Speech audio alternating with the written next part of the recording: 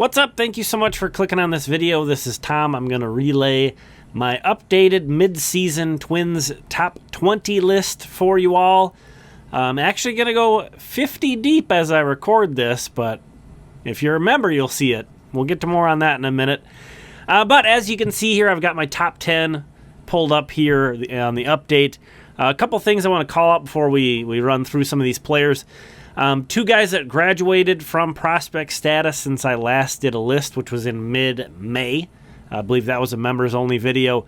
But Louis Varland and Cole Sands are no longer considered prospects. Varland hit the innings restrictions, and Cole Sands had the active service time trigger his loss of prospect status.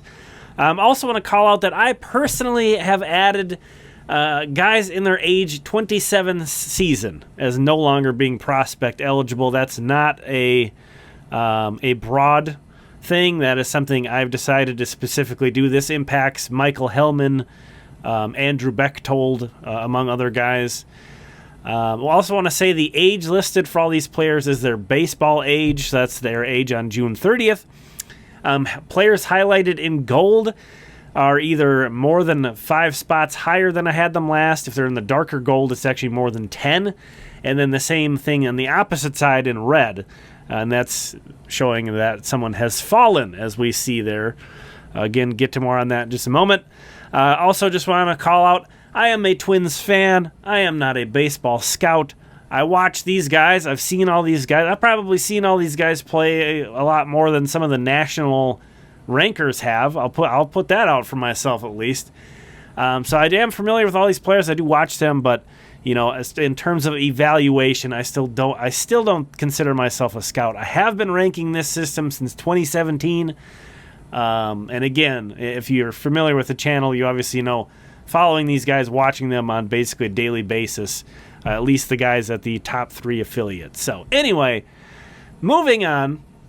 Not a ton of surprises in the top 5 in particular, but this is going to really get shook up soon. So this was a good time to do a prospect list because not only is Royce Lewis and Edouard Julien, both of those guys actually are on the cusp of losing their prospect eligibility, so that's obviously going to mix things up. The draft is coming up.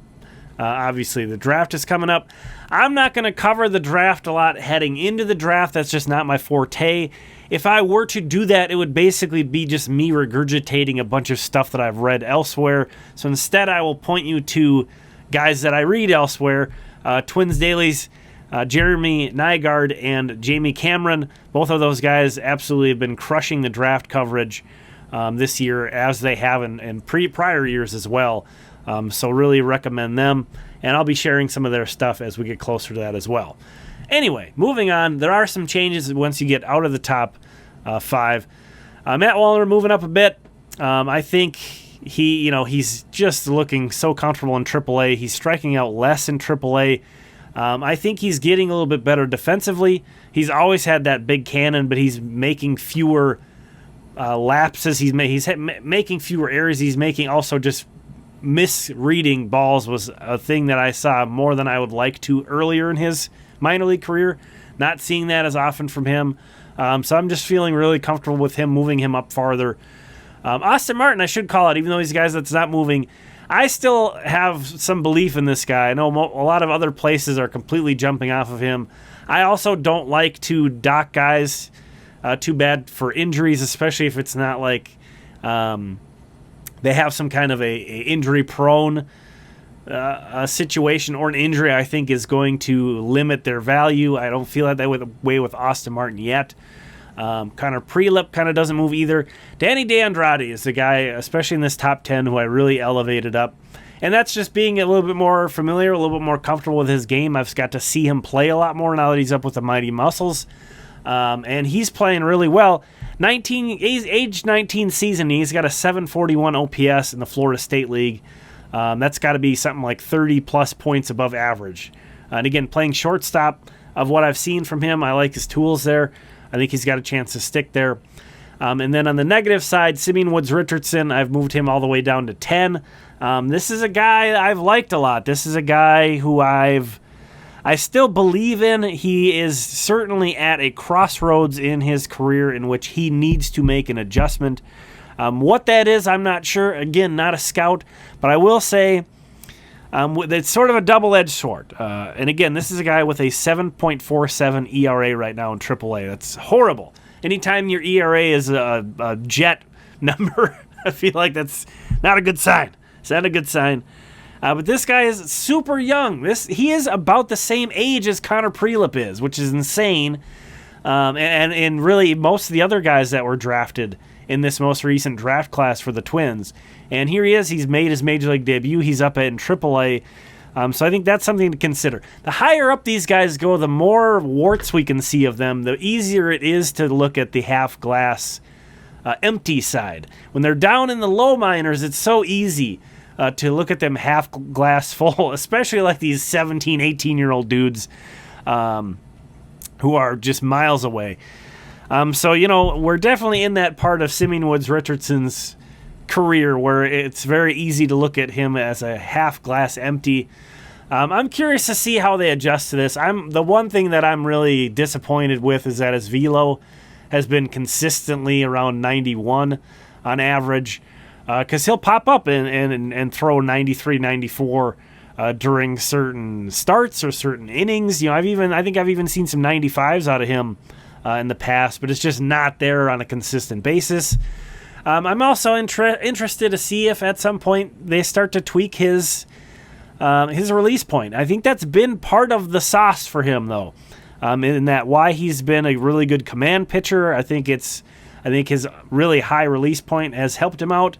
I also think if you've looked at Eno Sarris's minor league stuff numbers, that metric loves this guy because a lot of his pitches work extremely well off of each other. Again, stuff is not just velocity, which is proof by Simeon Woods Richardson being so highly regarded there. It's a lot to do with how a guy's arsenal works off of the other pitches in it. But I think he has the highest release point of anybody who's thrown for the Twins this year, does Simeon Woods Richardson. It's a very overhanded release point. I think it would be interesting to see what would happen if they brought it down a little bit.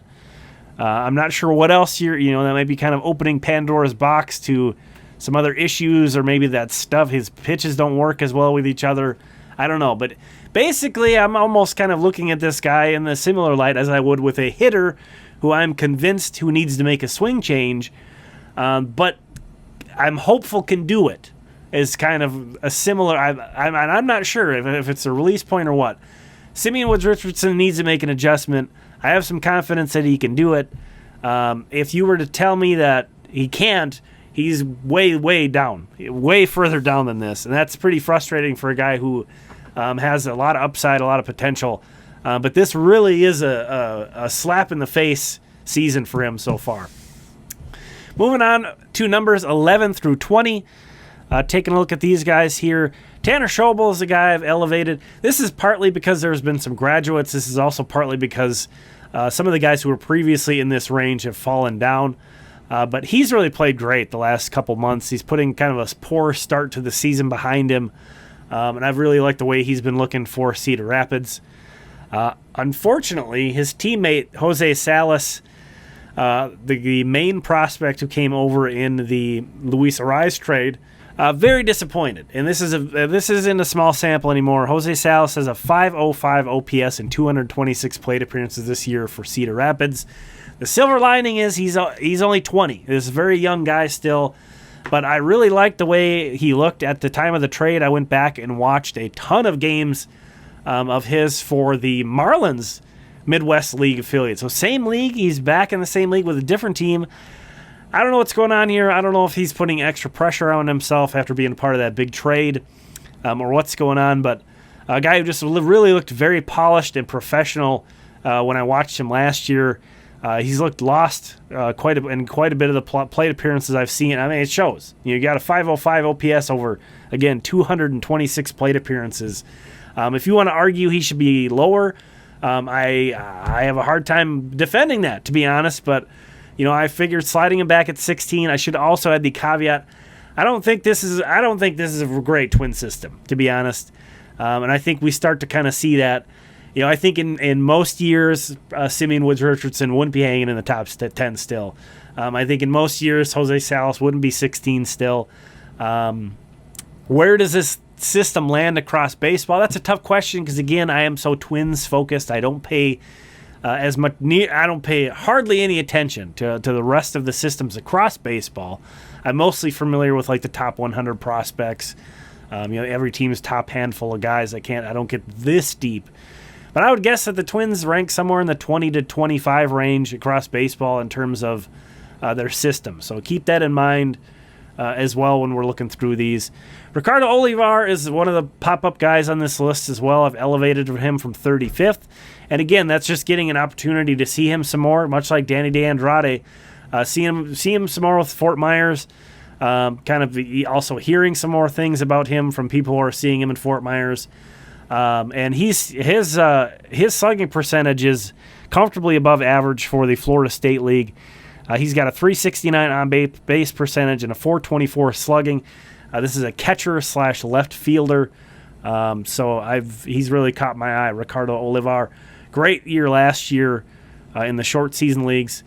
And then Andrew Morris is a guy that kind of moved up, 4th-round pick from last year, moved up based on a lot of other guys moving down from this range.